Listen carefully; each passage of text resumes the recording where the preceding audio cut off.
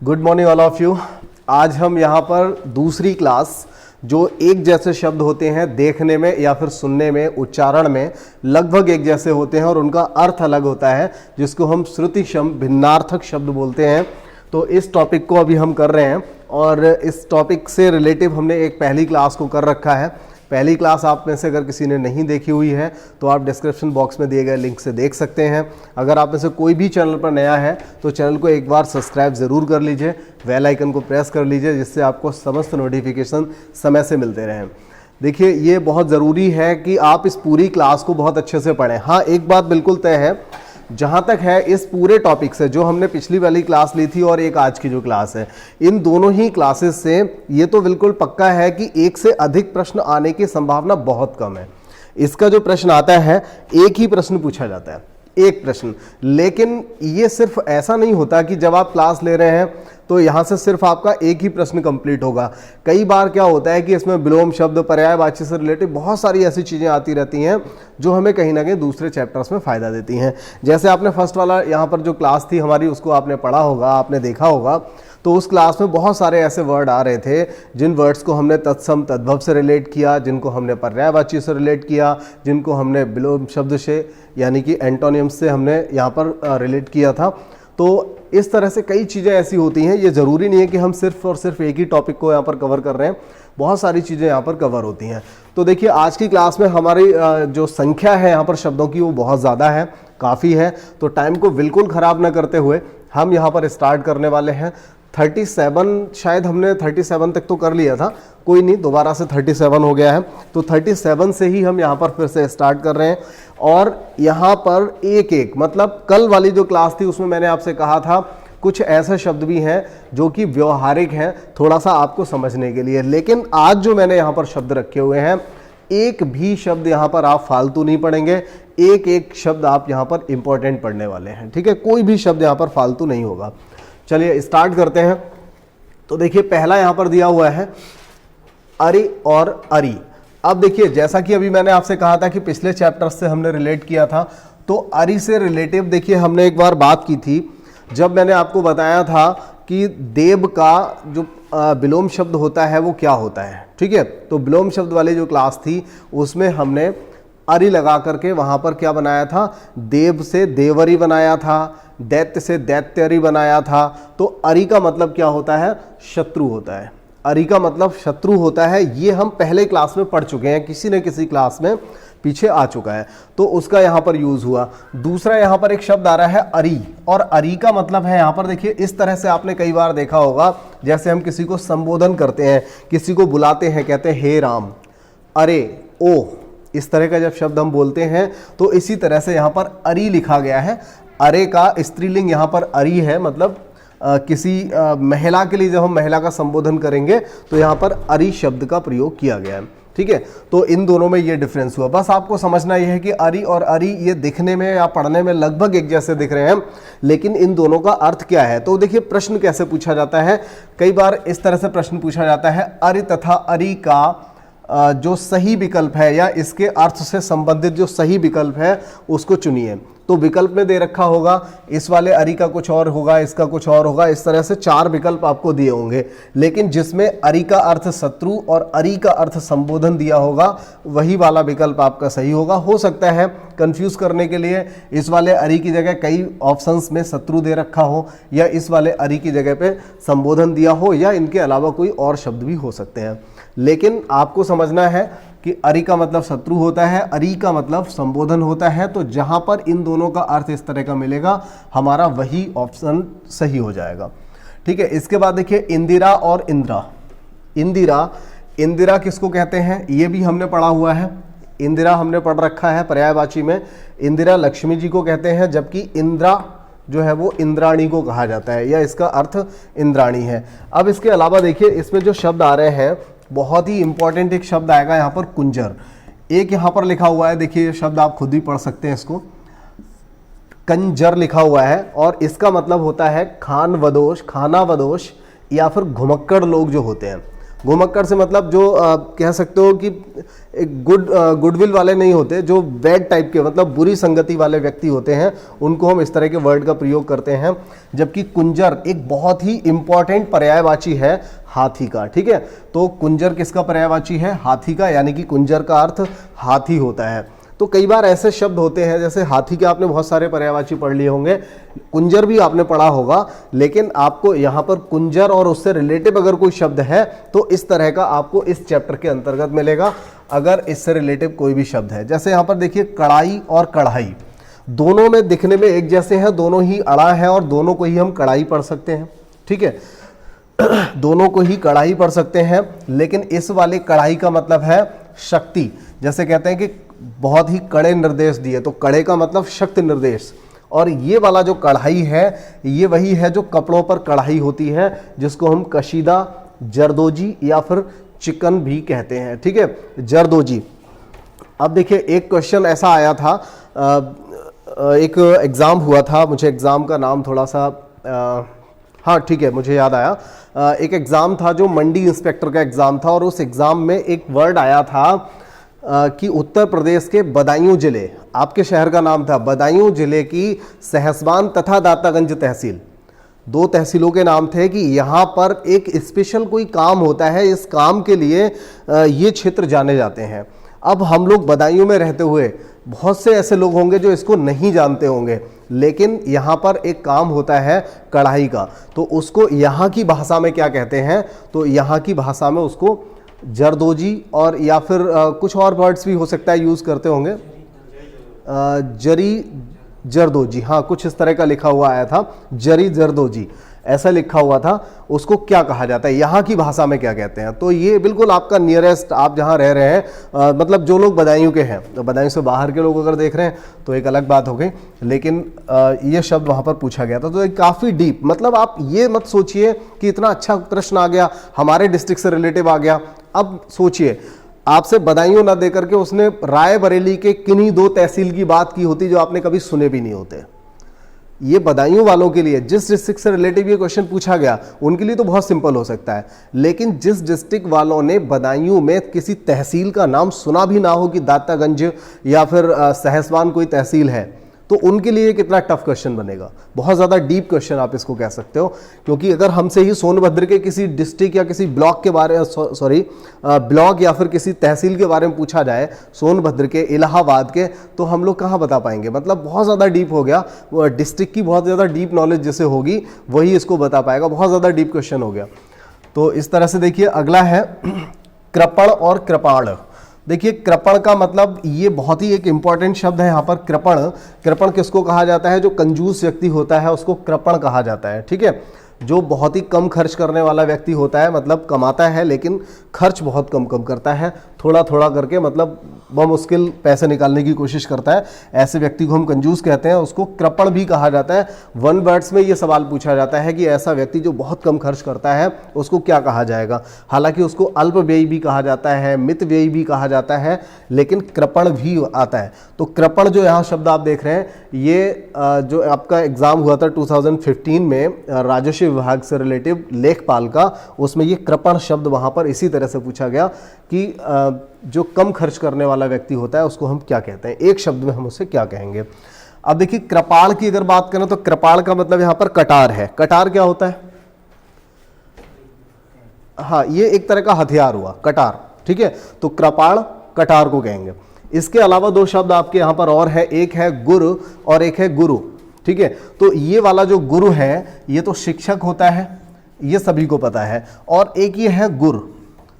तो इसका मतलब होता है, आपने कई बार पेपर्स में देखा होगा कि ताइक्वांडो वाले कोच ने अपने छात्रों को या लड़कियों को बचाव के गुर सिखाए। तो गुर का मतलब होता है उपाय, ठीक है, उपाय सिखाए। तो गुरु यानी कि गुरु, ये जो लिखा हुआ है गुर का मतलब कुछ उपाय, यानी कि कह सकते हो कुछ दाव वगैरह सिखाना।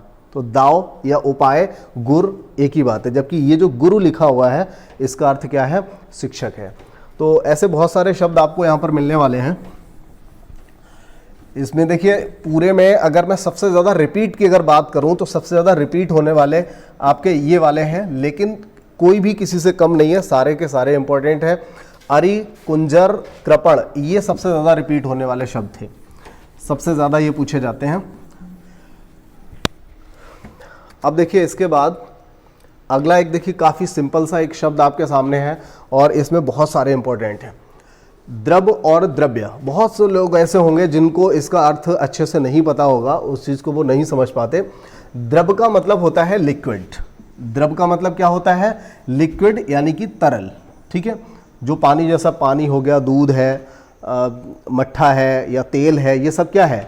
लिक्विड है यानी कि द्रव है। ठीक है, जबकि द्रव्य अगर हम कहते हैं द्रव्य, तो अगर आप लोगों ने संज्ञा पढ़ी हो तो संज्ञा में एक आपने द्रव्यवाचक संज्ञा या फिर उसी का नाम पदार्थवाचक संज्ञा आपने पढ़ा होगा। तो द्रव्य का मतलब जो होता है धन भी होता है, संपत्ति भी होता है और द्रव्य का मतलब पदार्थ भी होता है। ठीक है, इसको याद रखना है। इसके अलावा देखिए निर्वाण, एक शब्द आया यहाँ पर निर्वाण, और सभी लोगों ने पढ़ा होगा, कंपटीशन की तैयारी करने वाले लोग हैं। निर्वाण शब्द आपने कहाँ पढ़ा है? मैं आपको याद दिलाता हूँ, आपने बौद्ध धर्म में पढ़ा होगा। ठीक है, बौद्ध धर्म में आपने पढ़ा होगा महापरिनिर्वाण। ठीक है, महापरिनिर्वाण आपने एक शब्द पढ़ा होगा, तो उसको हम क्या कहेंगे? ये वो समय कौन सा था? महापरिनिर्वाण वाला जो समय था वो था जब बौद्ध जी जो यानी कि जो गौतम बुद्ध थे उनकी मृत्यु वाला जो समय था, वो क्या कहलाता है? महापरिनिर्वाण। पूछा भी जाता है ये। तो देखिए निर्वाण का मतलब क्या हुआ? मृत्यु। और इसी तरह से निर्माण का अर्थ तो सभी लोग जानते हैं। तो निर्वाण और निर्माण बहुत ज़्यादा अंतर नहीं है, कुछ एक जैसे लग रहे हैं, अगर जल्दी बोला जाए तो एक जैसे ही लग रहे हैं, लेकिन दोनों में अंतर है। तो बहुत से लोग ऐसे होंगे, मतलब लगभग 100% लोग ऐसे होंगे जिनको निर्माण का मतलब तो पता ही होगा, लेकिन निर्वाण का अर्थ हो सकता है कई लोगों को ना पता हो, तो इसको आप ध्यान रखिए। अब देखिए एक है पथ और एक है पथ्य। तो ये एक बहुत ही इंपॉर्टेंट शब्द आपको यहाँ से मिलेगा। पथ का मतलब तो सबको पता है, रास्ता होता है। ठीक है, लेकिन पथ्य का मतलब होता है रोगी का आहार। जो रोगी होता है तो उसके लिए जो आहार दिया जाता है, मतलब वो किस तरह का परहेज उसको करने के बाद जो चीज़ें उसे खानी हैं। ठीक है, परहेज का मतलब होता है जिन चीज़ों को छोड़ देना है, जिनसे परहेज करना है, और उसके अलावा जो चीज़ें उसे खानी हैं वो रोगी का आहार हुआ, मतलब हल्का भोजन होता है। तो आहार जो होता है रोगी का, जो भी उसे भोजन लेना है, उसको हम पथ्य कहते हैं। ठीक है, इसके अलावा देखिए काफ़ी सिंपल सा यहाँ पर एक आपको मिलेगा पानी और एक मिलेगा आपको पानी। ठीक है, पानी और पाड़े। तो पानी सभी को पता है, लेकिन पाड़ी का मतलब हाथ होता है। आप लोगों ने पिछली वीडियोस देखी होंगी, वहाँ पर कई बार ये शब्द आया होगा। शूल पाणी, बीड़ा पाणी, चक्र पाणी, इस तरह के बहुत सारे शब्द आए होंगे। पाणी का मतलब होता है हाथ। ठीक है, तो हम सरस्वती माँ को क्या कहते हैं? बीड़ा पाणी। बीड़ा पाणी यानी कि बीड़ा को हाथ में धारण करने वाली। शूल पाणी हम कहते हैं शंकर जी के लिए, क्योंकि वो हाथ में हमेशा शूल यानी कि त्रिशूल रखते हैं। इसी तरह से विष्णु को कहा जाता है चक्र पाणी। ठीक है, तो इस तरह से आप यहाँ पर इनको याद रख सकते हो। अब देखिए एक आया आपका पुर, एक आया पूर। देखिए पूर का मतलब आपको स्पेशली याद रखना पड़ेगा, बाढ़ होता है, और पुर का मतलब नगर होता है। आपने ज़्यादातर बहुत सारे ऐसे नगर होंगे जिनके नाम के आगे पुर लगा रहता है। और आपने एक जगह और भी सुना होगा, एक है, एक दोहा टाइप का है, मतलब एक लाइन है जो कई बार हमारे एग्जाम उसमें आती है, कभी कभार अलंकारों में, कभी कभार ये रस में पूछी जाती है। थर थर कांपे पुर नर नारी, घोट कुमार छोटे कुमार घोट अति भारी। तो पुर जो वहाँ बोला गया है वो सिर्फ कोई जनकपुरी के लिए नहीं बोला गया है, वो एक नगर के लिए बोला गया है। पुर का मतलब नगर होता है। तो बहुत सारे शहर, नगर, गांव ऐसे होते हैं जिनके नाम के साथ में पुर लगा रहता है। ठीक है, तो पुर इसीलिए लगा होता है क्योंकि वो किसी नगर के लिए कहा जाता है। तो पुर का मतलब यहाँ नगर हो गया, और पूर का मतलब क्या हो जाएगा? बाढ़ हो जाएगा। इसके बाद देखिए प्रणय और परिणय। देखिए प्रणय, परिणय सभी को पता होगा, विवाह, क्योंकि परिणय सूत्र आपने कार्ड्स तो देखे होंगे, शादियों में भी गए होंगे तो आपने कार्ड्स देखे होंगे, इनविटेशन जो आते हैं हमारे यहाँ, तो उन पर परिणय सूत्र लिखा रहता है। तो परिणय सूत्र का मतलब होता है विवाह। ठीक है, तो परिणय सूत्र में सारी डिटेल्स दे रखी होती हैं, क्या कार्यक्रम किस समय होना है। तो परिणय यानी कि विवाह होता है, और प्रणय अगर शब्द आता है तो इसका अर्थ प्रेम होता है। कुछ ऐसे शब्द आपको जरूर मिलते जाएंगे नए नए, उनको आप नोट करते जाइए, ज़्यादा अच्छा होगा। अब देखिए बाग, बाग मतलब बगीचा होता है, उद्यान होता है, लेकिन बाघ, अब बाघ सभी लोग जानते हैं, बाघ क्या होता है? टाइगर की बात हो रही है यहाँ पर। तो टाइगर या फिर शेर जो होता है, तो तो एक जो जानवर होता है खतरनाक जानवर, उसको व्याघ्र भी कहा जाता है, या फिर शेर का या बाघ का जब आप पर्यायवाची पढ़ेंगे तो उसमें व्याघ्र एक शब्द आता है, व्याघ्र। ठीक है, तो व्याघ्र शब्द मैंने खुद मेरी वीडियो में मैंने पढ़ाया हुआ है आपको, शेर का या बाघ के पर्यायवाची मैंने आपको व्याघ्र पढ़ाया हुआ है। ठीक है, तो अगर आपने अच्छे से पढ़ा होगा तो याद भी होगी ये बात।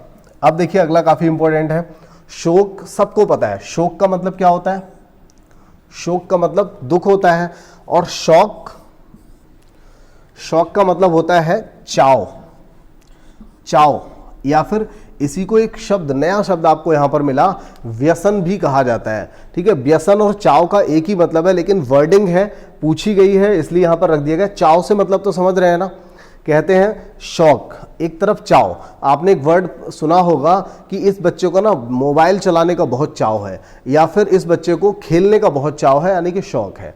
ठीक है, तो हमेशा मतलब वो इंटरेस्ट लेता है, शौक है उसी में इंटरेस्ट लेगा। तो कोई भी व्यक्ति किसी में चाव रखता है यानी कि इंटरेस्ट लेता है, तो एक चाव वर्ड आता है, वो शौक के लिए प्रयोग होता है।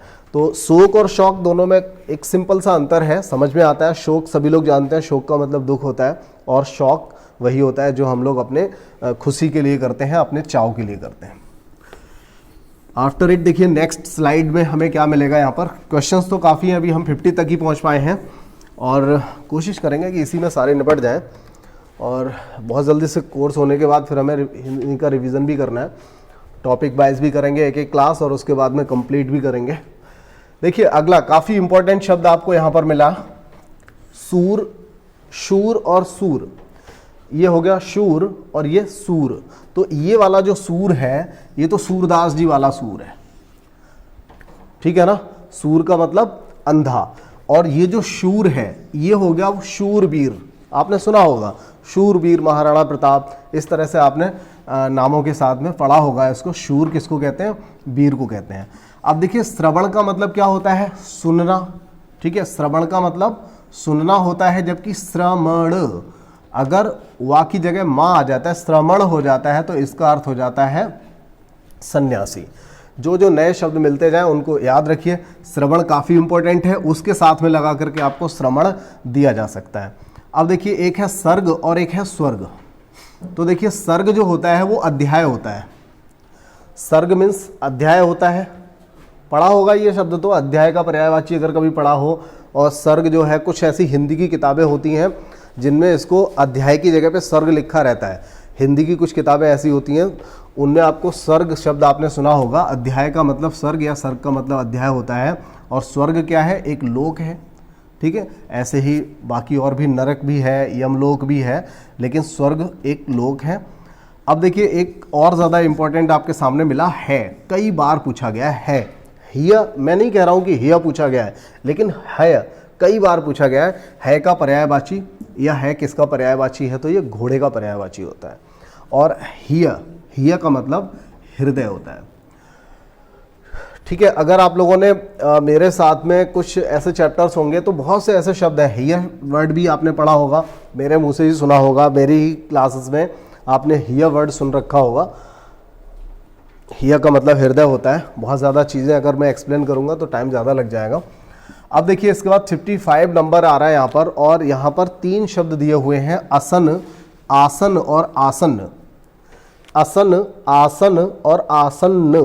ठीक है, 3 शब्द हैं, लगभग एक जैसे हैं, और उनको हमने यहाँ पर लिखा हुआ है। तो असन का मतलब होता है भोजन। बहुत से लोग ऐसे होंगे जिनको नहीं पता होगा, ये दोनों चीज़ें पता होंगी लेकिन असन नहीं पता होगा। तो असन का मतलब होता है भोजन, यानी संतुलित असन, यानी कि संतुलित भोजन स्वास्थ्यकर होता है। ठीक है, तो असन आप यहाँ पर लिख सकते हो, क्योंकि यहाँ एक शब्द में से 3-3 बन रहे हैं। हो सकता है आपको ये वाले दोनों दिए जाएं, हो सकता है ये दोनों दिए जाएं, या फिर ये वाले दोनों दे दिए जाएं, ऐसा हो सकता है। और देखिए आसन का मतलब बैठने की वस्तु होती है, जिस पर हम बैठते हैं वो हमारा आसन होता है। और आसन्न का मतलब क्या होता है, आप लोगों ने पढ़ा होगा रीजनिंग में, रीजनिंग में क्या, मैथमेटिक्स में क्या, बहुत जगह आपने पढ़ा होगा, लेकिन मैं आपको वो वर्डिंग याद दिलाता हूँ जहाँ आप सबसे पहले पहुँचेंगे। आप लोगों ने पढ़ा होगा पासा पढ़ते समय, आप लोगों ने पढ़ा होगा घन घनाव पढ़ते समय, जिसमें कहा जाता है 2 आसन्न फलक पीले रंग से रंगे हुए हैं, कुछ इस तरह की वर्डिंग आपने जरूर पढ़ी होगी। तो आसन्न का मतलब निकट होता है। ठीक है, आसन्न का मतलब निकट, या आसन्न कोण भी आपने पढ़ा होगा, दो आसन्न कोणों का योगफल 180 होता है, या आपने समांतर चतुर्भुज की कंडीशन में पढ़ा होगा। आसन्न का मतलब बिल्कुल पड़ोसी होता है, ठीक है, निकट, ठीक है। तो बाकी यहाँ पर जो चीज़ यहाँ पर बता दी गई है ना, जो ज़्यादा डिस्क्राइब किया गया है, उसकी इतनी आवश्यकता नहीं है। अगर आपको आसन्न समझ में आ रहा है तो आप यूज़ तो कैसे भी कर सकते हो, समझाने के लिए केवल लिख रखा है। अब देखिए, अब तक का सबसे ज़्यादा मोस्ट इंपॉर्टेंट वर्ड यहाँ पर आया, बहुत ज़्यादा बार, सबसे ज़्यादा बार ये वाला शब्द पूछा जाता है, अली और अली, ठीक है, अली और अली। तो इसमें एक जो अली है, अली का मतलब होता है भौरा, भौरा समझ रहे हैं, जो फूलों पर मंडराता है वो भौरा होता है। और जबकि अली जो शब्द होता है, ये वाला या ये सही तो है, अली का मतलब होता है भौरा, और जबकि अली यानी कि ला पे अगर बड़ी की मात्रा लगा देते हैं तो ये बन जाता है सखी, ठीक है, सखी। क्लियर? तो ये काफी इंपॉर्टेंट वाले शब्द थे।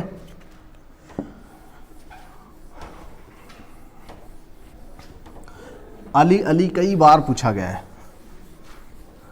कली और कली भी पूछा गया है, इसमें भी आएगा। अब देखिए, एक यहां पर दिया गया है अपेक्षा और उपेक्षा, ये दोनों शब्द यहां पर समझाए गए हैं, अपेक्षा और उपेक्षा। तो देखिए, अपेक्षा को समझिए, अपेक्षा क्या होता है? अपेक्षा का मतलब होता है आकांक्षा, लगभग आकांक्षा जैसा, यानी कि इच्छा। तो जैसे मैं अच्छे व्यवहार की अपेक्षा करता हूँ, मैं आपसे अच्छे व्यवहार की अपेक्षा करता हूँ, मतलब मैं इच्छा करता हूँ या मुझे ऐसी उम्मीद है कि आप मेरे साथ अच्छा व्यवहार करेंगे, तो ये अपेक्षा होती है, ठीक है, या आकांक्षा होती है। आकांक्षा, अपेक्षा या फिर इच्छा एक ही बात है। जबकि उपेक्षा का मतलब क्या होता है? ये निरादर होता है, मतलब बेइज्जती करना होता है। तो उपेक्षा बेइज्जती करना, जैसे किसी की उपेक्षा नहीं करनी चाहिए, किसी के बारे में बुरा नहीं कहना चाहिए, इस तरह से आप इसको कह सकते हैं। अब देखिए, अनिष्ट और अनिष्ट, ये भी बहुत अच्छे से समझ जाएंगे। अनिष्ट का मतलब बुराई होता है, अच्छे लोग दूसरों का अनिष्ट नहीं करते, यानी कि बुराई नहीं करते। और अनिष्ठ, देखिए निष्ठा सभी को पता है, निष्ठा का मतलब क्या होता है? निष्ठा का अपोजिट हो जाएगा अगर हम यहाँ पर आ लगाएंगे, तो अनिष्ट समाज में सम्मानित नहीं होते। मतलब अनिष्ट यानी जो अच्छे व्यक्ति नहीं होते, वो कभी भी समाज में सम्मानित नहीं होते, उनका सम्मान नहीं किया जाता। तो इसके बाद देखिए, एक इंपॉर्टेंट शब्द यहाँ पर भी रहेगा, यहाँ पर अयस। अयस का मतलब लोहा होता है। बहुत से लोग ऐसे होंगे जिनको शायद ये बात नहीं पता होगी। तो अयस का मतलब लोहा होता है। तो अयस से यानी कि लोहे से अस्त्र और शस्त्र बनते हैं। ये वही अयस है, लोहा, जिसको आप समझ रहे हैं, लोहा जो होता है जिससे हम बहुत सारी चीज़ें बनाते हैं, सिर्फ अस्त्र शस्त्र नहीं, बहुत सारी चीज़ें इनसे बनती हैं। तो वही लोहा है जिसको हम अयस भी कहते हैं, ठीक है। इसके अलावा एक है यहाँ पर अयश। अब जो यश आप यहाँ पर देख रहे हैं, ये वाला यश, ये यश क्या होता है? हम किसी व्यक्ति को कहते हैं ये बहुत ही यशवान व्यक्ति है, कहते हैं ना, यशवान व्यक्ति है, यशस्वी व्यक्ति है, यशस्वी प्रधानमंत्री, कुछ इस तरह की वर्डिंग आपने होर्डिंग्स पर भी लिखी देखी होगी, कई बार पेपर्स में भी मिलता है। कोई ऐसे महाराज वगैरह कुछ ऐसे व्यक्ति होते हैं जो महापुरुष होते हैं, तो उनके नाम के साथ हम यशस्वी या फिर यशवान इस तरह के शब्दों का प्रयोग करते हैं। तो ये कह रहा है अयस से। देखिए, यश का मतलब ओवरऑल क्या होता है? यश का मतलब होता है एक सिद्ध पुरुष, एक अच्छा व्यक्ति। और अयश का अगर हम बात करें तो अयस का मतलब हो जाएगा एक बेकार व्यक्ति, जस्ट उसका अपोजिट हो जाएगा। तो ये कह रहा है कि अयस से बचना चाहिए, ठीक है। तो यहाँ पर यश का मतलब अच्छे काम हो गया और अयस उसका उल्टा हो जाएगा।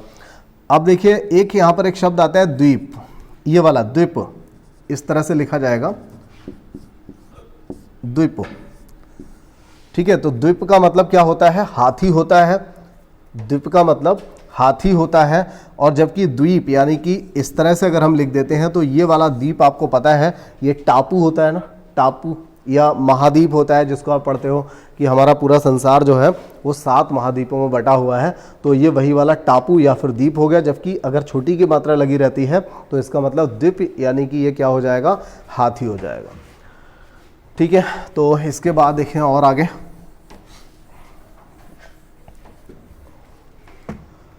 अभी इस वाले अगर इन चीज़ों को आप देखेंगे ना इस क्लास को, तो ये जो क्लास है इससे रिलेटिव क्वेश्चंस पीछे उत्तर प्रदेश पुलिस में ज़रूर नहीं पूछे गए हैं।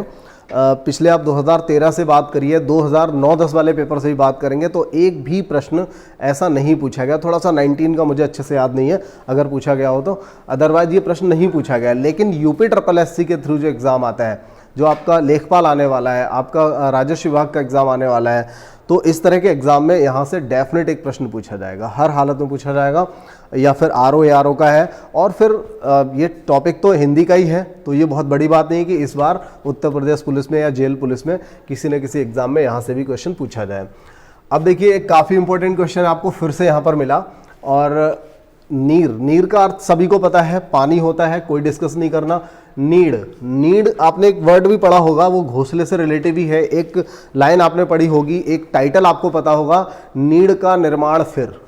अगर पढ़ा हो तो वहां पर भी नीड का मतलब भी हमारे रहने का आशय है, वहां पर जहां पर रहा जाता है, आश्रय की बात हो रही है उस पूरे ही टॉपिक में। अगर वो आपने कहानी पढ़ी हो तो नीड का मतलब यहाँ पर घोंसला होता है, मतलब वो आश्रय जहां पर हम रहते हैं, ठीक है।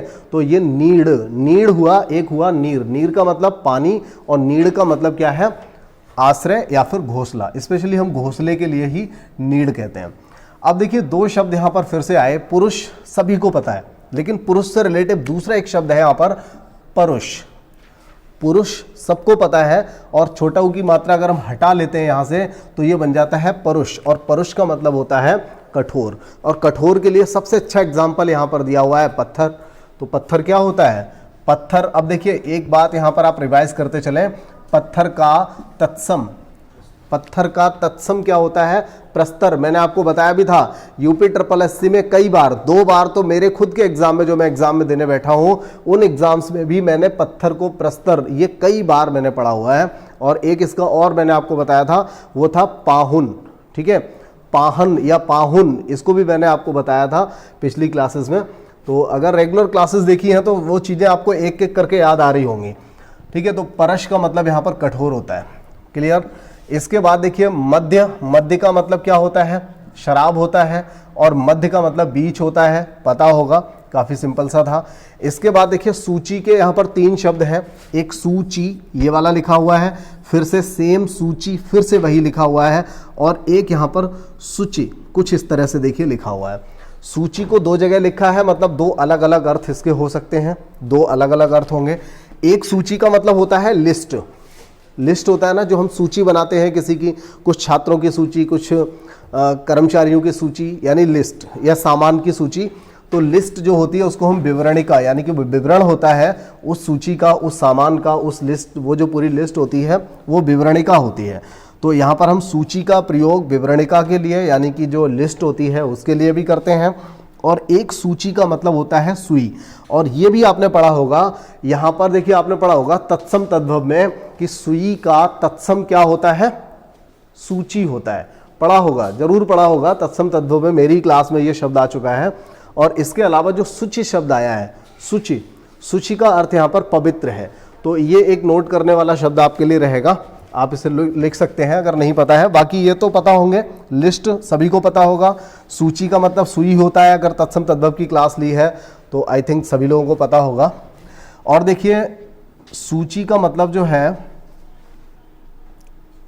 अच्छा वो तो इसको केवल डिफाइन कर दिया गया है। इस वाले सूची को समझ लीजिए, इसका अर्थ पवित्र होता है। तो पवित्र, अब आप लैंग्वेज तो कोई भी इस्तेमाल कर सकते हैं। आप गंगा को भी अगर पवित्र नदी कहेंगे तो वहाँ पर आप सूची का इस्तेमाल भी कर सकते हो। अगर करना ही मतलब यूज़ करके अगर बताना है तो पूजा पाठ में शुचिता पर विशेष ध्यान दिया जाता है। हालांकि ऐसा कोई नहीं कहता, हमेशा ही कहा जाता है पूजा पाठ में पवित्रता का बहुत ध्यान दिया जाता है, यही कहा जाता है। बस यहाँ पर यूज़ करके बता दिया गया है, क्योंकि जनरली हम समझते हैं कि पूजा पाठ में पवित्रता का या पवित्र रखने का उसको बहुत ध्यान दिया जाता है, तो उसकी जगह पर शुचिता यहाँ पर यूज़ कर दिया गया है, जिससे आप समझ जाएं कि सूची का अर्थ भी क्या होता है, पवित्र होता है।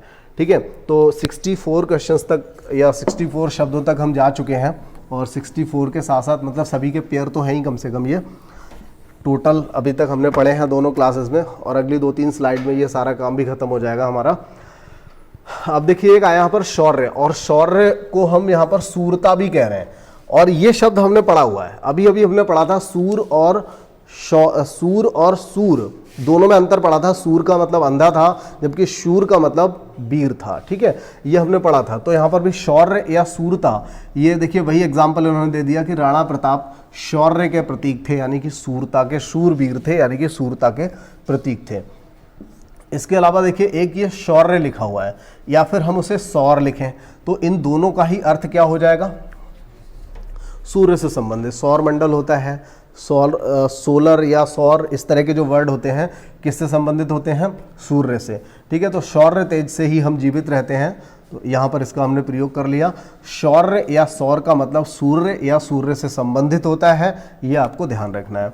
अब देखिए इसके बाद एक शब्द फिर से आता है, वो है स्रोत। और ये भी देखिए स्रोत ही पढ़ा जाएगा, इसको भी स्रोत पढ़ा जाएगा, लेकिन ये दोनों ही अलग अलग प्रयोग में लाए जाते हैं। जब आप हिस्ट्री पढ़ रहे होंगे तो वहाँ पर वेदों की बात आप पढ़ते हैं, और जब वेद पढ़ेंगे तो वहाँ पर ये वाला आप स्रोत पढ़ते हैं, जिसका अर्थ वेद होता है। ठीक है, वेद होता है किसका अर्थ? स्रोत का। ठीक है, और जबकि ये जो स्रोत है, इस स्रोत का मतलब क्या है? इस स्रोत का मतलब है कि जहाँ से किसी भी चीज़ का स्रोत, यानी कि कौन सी वस्तु किस जगह से मिलती है, तो वो उसका स्रोत होता है। ठीक है, हमारे लिए अगर हम बात करें ऊर्जा का स्रोत हमारे लिए कौन सा है, तो वो ये वाला स्रोत है। ठीक है, हमारा ऊर्जा का स्रोत हमारे लिए कार्बोहाइड्रेट का सबसे अच्छा स्रोत कौन सा है, या विटामिन सी का सबसे अच्छा कौन सा, इस तरह के जब प्रश्न पूछे जाते हैं तो वो स्रोत ये है जो ऊपर लिखा हुआ है। ठीक है, तो स्रोत का मतलब यहाँ पर देखिए एग्जाम्पल में भी समझाया गया है, भयंकर गर्मी के कारण पानी के स्रोत सूख गए, यानी कि जो पानी कुएं में या नदी में कहीं से भी, जहाँ से भी पानी निकलता है, तो वो सारे स्रोत जो हैं सूख चुके हैं। ठीक है, गर्मी की वजह से सारे स्रोत सूख चुके हैं। अब देखिए इसके बाद आता है हमारा 67 नंबर पे, और 67 नंबर आता है स्वच्छ और स्वच्छ। देखिए ये जो स्वच्छ बना हुआ है, ये दरअसल बना हुआ किससे है? हम पूरी तरह से संधि विच्छेद तो नहीं कर सकते इस तरह के शब्दों का, लेकिन ये कुछ इस तरह का है। देखिए सु और अक्षी, अक्षी का मतलब आँख होता है, सु का मतलब सुंदर होता है, तो दोनों से आप याद रख सकते हो क्या मतलब हो जाएगा इसका? सुंदर आँख। जबकि स्वच्छ ये सभी लोग जानते हैं। ठीक है, स्वच्छ का मतलब साफ सुथरा होता है। इसके बाद दो शब्द और यहाँ पर आए, और काफ़ी इंपॉर्टेंट शब्द है यहाँ पर। देखिए सुत का मतलब बेटा होता है, सुता का मतलब बेटी होता है, सभी को पता होगा। इस तरह के शब्द हमने विलोम शब्द में बहुत सारे पढ़े थे, पर्यायवाची में भी पढ़े थे। सुत और सुता, सुत बेटा, सुता बेटी। तो आ का डंडा लगा देने से, और ये प्रश्न पूछा भी जाता है कि अगर हम सुत शब्द है और सुत में क्या प्रत्यय यहाँ पर जोड़ दिया जाए जिससे इसका अर्थ विपरीत हो जाए, ऐसा पूछा जाता है कि सुता में कौन सा प्रत्यय लगा देना चाहिए जिससे इसका अर्थ कैसा हो जाए? विपरीत हो जाए। तो इसमें आ जोड़ देने से ये क्या बन जाता है? सुता बन जाता है, और सुत का अर्थ पुत्र होता है, पुत्र का अपोजिट क्या हो जाएगा? पुत्री हो जाएगा। तो ये बात तो आपको समझ में आ गई। इसके बाद बात करें सूत की। सुत और सूत दो शब्द हैं यहाँ पर जिनकी हम बात कर रहे हैं, सुत और सूत। अब सूत सभी लोगों ने पढ़ा होगा, धागा, धागा तो सबने पढ़ रखा होगा, सूत का धागा, सूत। ठीक है, ये सबने पढ़ा होगा। लेकिन सूत का एक अर्थ सारथी भी होता है, और सारथी का मतलब क्या होता है? यहाँ पर सारथी का मतलब क्या होता है? देखिए सारथी का मतलब अगर हम आज की भाषा में बोले तो ड्राइवर होता है, ड्राइवर। तो जो रथ चलाने वाला व्यक्ति होता है उसको सारथी कहा जाता है। जो आगे आगे चल रहा होता है, मतलब चालक जो होता है उसको सारथी बोला जाता है। तो जैसे आपने एक शब्द भी सुना होगा कि अर्जुन के सारथी कौन बने थे?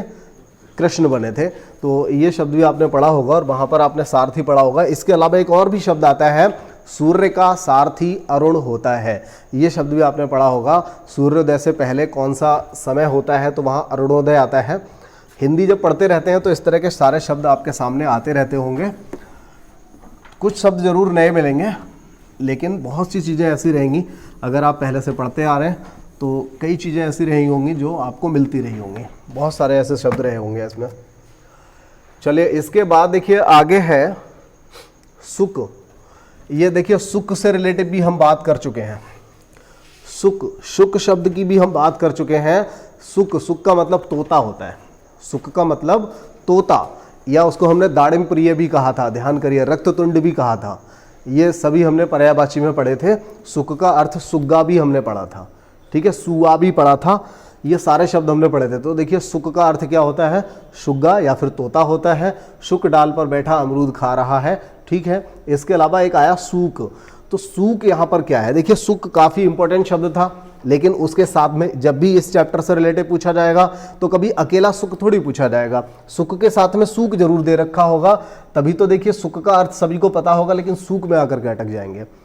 तो सूक का अर्थ आपको समझना है जौ की बाल या पौधे के कड़े रोएं, यानी कि जो जौ होता है, जौ का जब पौधा होता है तो उसमें काफ़ी कड़े यानी कि काफ़ी तेज रोएं होते हैं, बाल जैसे, उनकी बात हो रही है, उसको सूक कहा जाता है, ठीक है, याद रखिएगा। अब देखिए 3 शब्द फिर से आते हैं, विजन, व्यजन और व्यंजन, ठीक है। विजन, व्यजन, एक तो विजन हो गया, एक व्यजन हो गया और एक व्यंजन हुआ।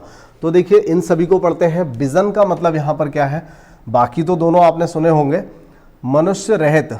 विजन का मतलब होता है मनुष्य रहित, ऐसा स्थान जहां पर मनुष्य ना हो, ठीक है। तो हम यहां पर कह रहे हैं वह भटकता हुआ विजन में पहुंच गया, यानी ऐसी जगह पहुंच गया जहां पर कोई मनुष्य नहीं था, ठीक है, मनुष्य रहित स्थान पर। तो विजन का अर्थ यहां से मनुष्य हमने पढ़ लिया, मनुष्य रहित पढ़ लिया। और एक व्यजन जो कहा जा रहा है, व्यजन कहा जा रहा है पंखा के लिए, फैन जो होता है ना हाथ वाला, उसको व्यजन कहा जाता है। व्यजन ये शुद्ध वर्तनी है, ठीक है, बाकी आप अपने तरीके से कुछ भी बोलते होंगे, अलग बात है। और देखिए व्यंजन, व्यंजन का मतलब यहाँ पर क्या होता है, व्यंजन, कभी यार आपने एक शब्द सुना होगा कि कोई भी व्यंजन जो होता है, आपने सुना होगा कि ये मेरा फेवरेट, यानी कि ये मेरा मनमोहक व्यंजन है। तो व्यंजन का मतलब होता है डिश, जो आप बोलते हैं कि मेरी फेवरेट डिश है, फेवरेट यानी कि डिश, जिसका मतलब यहाँ पर है जो खाद्य पदार्थ होता है जिसको हम खाते हैं, मान लीजिए पकौड़ी है, समोसा है या कुछ और भी है, तो इस तरह का जो शब्द रहता है व्यंजन, यानी कि ये बहुत ही स्वादिष्ट व्यंजन तैयार किया गया। तो व्यंजन का मतलब यहाँ पर क्या है, स्वादिष्ट, यानी कि कुछ भी खाना वगैरह जो बनाया गया, सब्जी वगैरह कुछ भी हो सकता है, ठीक है। इसके अलावा देखिए अभय और कपट। अभय सभी को पता होगा, निडर होता है। अभय यानी कि जिसमें भय ना हो, जिससे भय ना हो वो कैसा होगा, निडर हो जाएगा। और यहाँ पर देखिए उभय दिया हुआ है, हाँ अभय का उभय होगा यहाँ पर। तो देखिए एक तो अभय हो गया, अभय का मतलब जिसको भय ना हो यानी कि निडर हो, और उभय, उभय का मतलब क्या होता है, एक शब्द आपने सुना होगा उभयनिष्ठ, और उभयनिष्ठ को मैं इंग्लिश में अगर बोलूँ तो सब समझ जाएंगे, कॉमन। उभयनिष्ठ का मतलब कॉमन, ठीक है, कहते हैं कि ये जो आदत है ये इन दोनों में उभयनिष्ठ है, यानी कि कॉमन है, ठीक है। तो कॉमन का मतलब यहाँ पर उभय होता है या फिर उभयनिष्ठ होता है। तो उभय का मतलब दोनों हो गया। ऐसे ही उभयलिंगी आपने पढ़ा होगा, उभयलिंगी का मतलब जो ना पुल्लिंग होता ना स्त्रीलिंग होता, दोनों की कुछ हैबिट्स इसमें होती हैं, उसको हम उभयलिंगी कहते हैं। इसी तरह से आप यहाँ पर पढ़ेंगे कपट और कपाट। तो बहुत ही सिंपल सा है। कपट का मतलब क्या होता है, धोखा। कहते हैं ना कि मित्र से कपट नहीं करना चाहिए, यानी मित्र के साथ धोखा नहीं करना चाहिए। और कपाट का मतलब यहाँ पर है दरवाजा। क्या है, दरवाजा, कपाट। ये जो किवाड़ होता है ना, किवाड़ का शुद्ध वर्तनी यहाँ पर है ये, या फिर तत्सम कह सकते हो। किवाड़ का तत्सम होता है कपाट। अगला है दिन। देखिए ये काफ़ी सिंपल सा यहाँ पर आ गया है। दिन का दिवस, और दीन मतलब गरीब होता है। देव का देवता हो गया दैव, ये याद रखिएगा, दैव का मतलब भाग्य होता है, दैव भाग्य, ठीक है, ये वाला दैव यानी भाग्य। अब इसके अलावा देखिए नादान, सभी को पता होगा, नादान का मतलब ना समझ होता है, बेसमझ होता है। और निदान, किसी का निदान हो जाना, यानी कि उसका इलाज हो जाना, उसका निवारण हो जाना, उसका समाधान हो जाना, ठीक है। निदान का मतलब उसका सॉल्यूशन, ठीक है, इलाज। कली और कली काफ़ी इंपॉर्टेंट है ये भी। कली का मतलब कलयुग यहाँ पर लिखा हुआ है, और कली का मतलब क्या होता है, जो फूल से पहले की स्टेज होती है वो होता है कली, ठीक है। जब फूल पूरा बनने वाला होता है उससे एक आध दिन पहले वो एक कली होती है। तो ये यहाँ पर अधखिला फूल इसको लिखा गया। अब देखिए अली, अभी हमने पढ़ लिया था इसको, तो सखी या फिर मित्र। इसके बाद देखिए एक है आधे और एक है आधी। आधी का मतलब तो आधा होता है, हाफ, और आधि का मतलब यहाँ पर लिखा हुआ है, देखिए इसको पढ़िए और इसको नोट भी कर लीजिए अगर नहीं पता है तो। आधि का मतलब यहाँ पर एक मानसिक रोग को दर्शा रहा है। आधि का मतलब है कोई एक मानसिक रोग, और जबकि आधि का मतलब जो है यहाँ पर वो क्या है, आधा हिस्सा, यानी कि हाफ पार्ट। ठीक है, तो और आगे बढ़ते हैं। कुछ एक दो स्लाइड ही बची हुई है और लगभग हमने सारे कवर कर लिए यहाँ पर।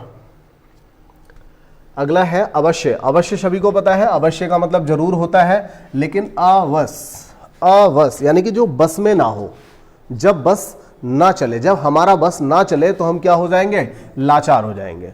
ठीक है, तो इस तरह से कई बार क्या होता है कि एग्जाम में बहुत सी नई चीजें, नए शब्द मिल जाते हैं, लेकिन वो नए शब्द अगर हम थोड़ा सा समझने की कोशिश करें तो काफी आसान से बन जाते हैं। तुरंग, तुरंग को घोड़ा, ये काफी इंपॉर्टेंट वाला शब्द है ये। तुरंग का मतलब घोड़ा होता है या उसका पर्यायवाची होता है तुरंग, और तरंग का मतलब लहर होता है। जरा, जरा का मतलब क्या होता है, बुढ़ापा। जरायु शब्द आपने पढ़ा होगा, जरायु का मतलब होता है बहुत लंबी आयु। ठीक है, जरा का मतलब भी लंबी आयु या फिर बुढ़ापा हो गया, तो जरा मतलब बुढ़ापा होता है। और ये जो जरा होता है जिसमें ये बिंदु लगा हुआ है, इसमें इसको आप फारसी शब्द कह सकते हो, तो ये जो जरा है इसका मतलब होता है थोड़ा सा। ठीक है, तो जरा और जरा इन दोनों में डिफरेंस है। चपल का मतलब चंचल होता है, चपला का मतलब बिजली होता है, हमने पढ़ा था पर्यायवाची में। ये वाला जो वदन है, ये जो बदन जिसमें वा, ये वाला वा लिखा हुआ है, वदन का मतलब शरीर है, और जबकि वदन का मतलब मुख है। वदन आपने पढ़ा होगा, आप लोग बोलते होंगे कि इस बात की हमारी शर्त है, शर्त को ही हम दूसरे शब्दों में वदन भी कहते हैं। और वदन का मतलब यहां पर क्या हुआ कि मैंने वदन रख ली, यानी कि मैंने जुबान दे दी। ठीक है, तो इसीलिए वो मुख से रिलेटिव यहां पर कहा गया है। ठीक है, अगला है प्रधान। प्रधान का मतलब मुख्य होता है। ठीक है, मेन। और प्रदान का मतलब किसी को प्रदान करना यानी कि देना। पर्ण का मतलब पत्ता होता है, और प्रण, प्रण ले लेना यानी कि प्रतिज्ञा। दारू, ये हो सकता है बहुत से लोग इसको दारू कुछ और ही समझ जाए। ये जो देखिए दोनों में डिफरेंस बता दूं, एक लिखा हुआ है ये और एक लिखा हुआ है ये, इन दोनों में अंतर क्या है। यहाँ पर तो ये छोटे ऊ की मात्रा है, लेकिन यहाँ देखिए थोड़ा सा घुमा हुआ है तो ये बड़े ऊ की मात्रा है। ठीक है, तो ये दोनों में डिफरेंस है, पहला वाला ये है, दूसरा ये है। तो ये वाला जो बड़ा ऊ की मात्रा के साथ लिखा गया है वो है शराब, दारू, और जो दारू यानी छोटा ऊ की मात्रा के साथ लिखा गया है उसका अर्थ यहां पर है लकड़ी।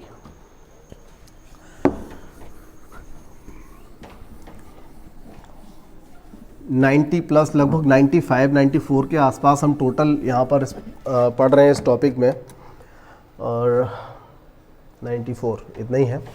अतुल, अतुल का मतलब क्या हुआ, जिसकी तुलना ना की जा सके।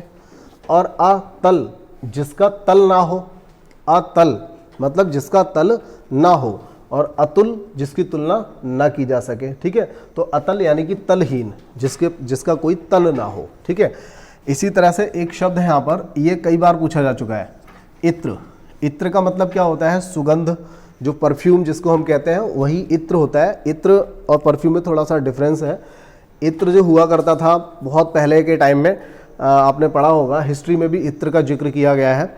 और इत्र मतलब सुगंध होता है, और इतर, इतर का मतलब दूसरा होता है।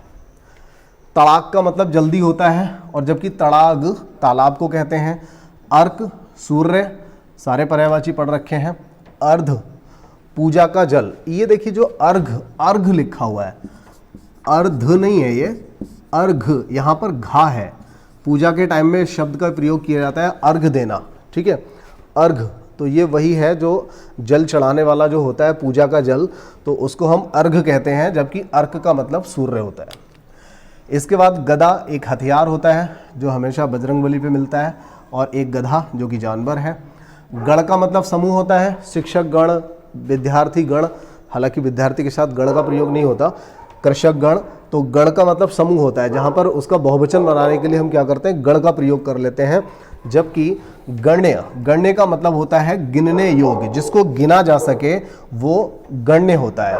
अब देखिए नत का मतलब होता है झुका हुआ, आपने वर्ड सुना होगा, पढ़ा होगा, सुना तो होगा ही कम से कम, नतमस्तक। नतमस्तक का मतलब झुक करके प्रणाम करना। ठीक है, तो नत हो गया यानी कि झुका हुआ, और नित का मतलब हो गया रोजाना यानी कि प्रतिदिन। ठीक है, इसके बाद है निशित और एक निशीथ। देखिए निशीथ क्या होता है? आधी रात। निशीथ का मतलब आधी रात है, और निशीत काल अगर हम कहें तो भी वो आधी रात होती है। निशीथ काल, ये प्रश्न पूछा जाता है, लगभग रात्रि में 12 बजे का जो समय होता है उसको निशीथ काल बोला जाता है। ठीक है, निशीथ काल बोला जाता है। और निशित जो है वो तीक्ष्ण के लिए प्रयोग होता है। किसके लिए? तीक्ष्ण के लिए प्रयोग होता है। तो यहाँ पर हमने 94 पेयर ऐसे थे, युग्म थे, शब्द युग्म थे, जिनको हमने यहाँ पर पढ़ा हुआ था और काफ़ी इंपॉर्टेंट थे, लेकिन ये भी काफ़ी ब्रॉड है, जिसमें बहुत सारे इंपॉर्टेंट शब्द हो सकते हैं, कई आपको नए मिल सकते हैं। हालांकि फर्स्ट वाली क्लास में भी आपको कई ऐसे शब्द मिले थे जो हमेशा रिपीट होते हैं, तो इस तरह के प्रश्न आपको मिले। जल्दी से कोर्स जब हो जाएगा उसके बाद हम फिर से इनकी प्रैक्टिस करेंगे, तो हर चैप्टर के सबसे ज़्यादा आने वाले, हर प्रश्न जो सबसे ज़्यादा आने वाले प्रश्नों को लेकर के हम प्रैक्टिस भी करेंगे। तो फिलहाल किसी और नए टॉपिक में मिलते हैं। धन्यवाद।